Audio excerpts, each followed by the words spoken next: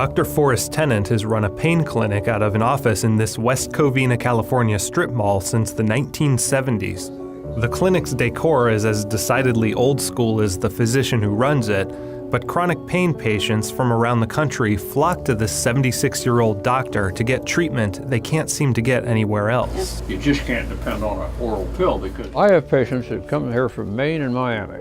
In other words, from all over, including Alaska. Tough patients like Louis Ogden, 67 years old, who's dealt with chronic pain for almost as long as he can remember.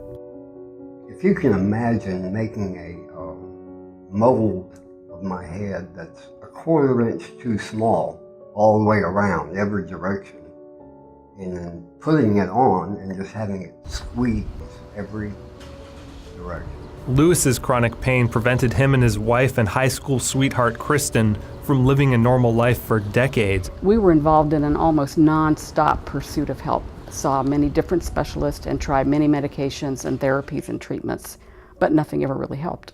The Ogdens briefly found a local doctor in Virginia who gave Louis what he needed, a high dose of opioid pain pills. After we finally got to the right dose, I'm able to live my life more or less as a normal person, whereas prior to that, I was practically housebound.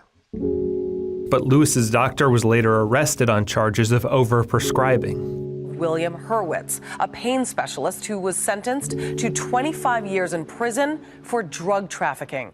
Every doctor in Virginia just up and left. There's pressure on prescribers, especially in Montana, and so I think that the writing is on the wall. They're becoming more fearful. What most people don't know is that the chronic pain sufferers out there are not getting treated. This is so out of control, and it's on an unbelievable scale. It's bizarre what is happening across our country right now. Drug makers and the opioid crisis. Opioid epidemic. The opioid epidemic. Big time opioid epidemic. Americans facing an epidemic of addiction to opioids.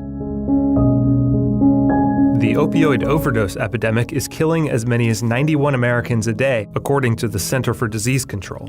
Many doctors have been arrested for running so-called pill mills and turning patients into addicts. The DEA and the Hamilton Boone Drug Task Force arrested 11 people in that raid. Dr. Richard Rand, arrested in San Francisco 3 weeks ago. Under arrest. The doctor was arrested along with 12 others. And in 2016, the DEA clamped down on painkillers, reducing the allowed production of opioid medications by 25% or more.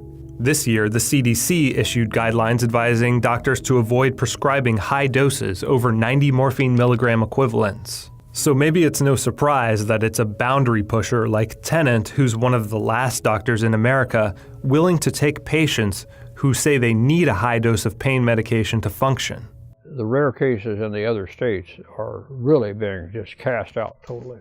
Tennant has never shied from the public spotlight. In addition to briefly serving as mayor of his city, he ran some of Los Angeles County's earliest methadone clinics to treat heroin addicts, and in the late 80s served as a drug advisor for the NFL, NASCAR, and the Los Angeles Dodgers. Controversy swirled around him in many of these roles. He angered the NFL when he publicly disclosed plans to monitor several New England Patriots players for drug use. One NASCAR racer even accused him of colluding to falsify drug tests to target him. After resigning, Tennant told the New York Times that no mistakes were ever made. During his time in politics, Tennant was instrumental in pushing forward the Pain Patients Bill of Rights in California, which explicitly spells out that opiates can be a safe and effective form of pain treatment. Tennant acknowledges that opioids were overprescribed in the past and should generally be a last resort for pain treatment. But he believes the media and government have now gone too far in demonizing them, and it's legitimate pain patients who are paying the price. Once you start opioid drugs, this idea that you can just quit them and that your pain will magically go away is a myth. There are people who can take opioid drugs at a very high dose for many years. They were the first doctors who ever said our goal is to relieve your pain. Every other doctor had said our goal is to get you off any opioid medications. The pressure has even affected the way doctors think about pain. The American Medical Association recommended in 2016 that doctors no longer ask patients to rate their pain. I take the Hippocratic Oath seriously that my job is to relieve pain and suffering. So when I see somebody like the AMA decide they're not going to assess pain, I'm not with them. In a recent New England Journal of Medicine article, one of the pain specialists who advised the CDC on their guidelines recommended that pain patients use coping and acceptance strategies that primarily reduce the suffering associated with pain and only secondarily reduce pain intensity. That pain is psychological. That needs to go out the window. Let me tell you why. Because you're looking at the guy who's probably done most of the studies. I start checking out with viral titers, autoimmune tests. We find biochemical, physiological changes in the body, and we can now track down where that's coming from. So these people who are being labeled psychological is just a ploy to not treat the patient and to try to blame the patient rather than the medical system who is rejecting them. Yet an underreported fact is that pain patients aren't the problem when it comes to opioid abuse and addiction in America.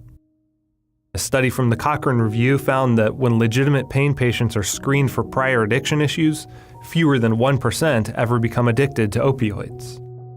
They're trying to give the idea that we can't tell the difference between the addict and the legitimate pain patient. Simply not true. It's easy to do. Tennant believes the country needs more pain specialists like him who are willing to take the difficult cases and challenge the emerging conventional wisdom that opioids can't treat pain. The effort to completely discredit opioids as a legitimate treatment option, he says, will only lead to more pain, resentment, and tragedy. You just can't throw legitimate, good, solid citizens who have pain, start calling them addicts and start calling them substance abuse disorders, and you're starting to develop great resentment in these people against their government, against the media. I consider the intentional removal of effective pain medication, it's a deliberate action to inflict pain on someone. That's the definition of torture. We're tired of the battle, tired of fighting with the insurance companies, tired of fighting with the doctors to describe what we go through every day. The suffering is inhumane. And this is just a medication to treat pain. It is not the first line of medication. When I read the CDC guidelines and other government issuances, when I hear politicians speak, it's as though people like him do not exist at all. It's as though you're invisible.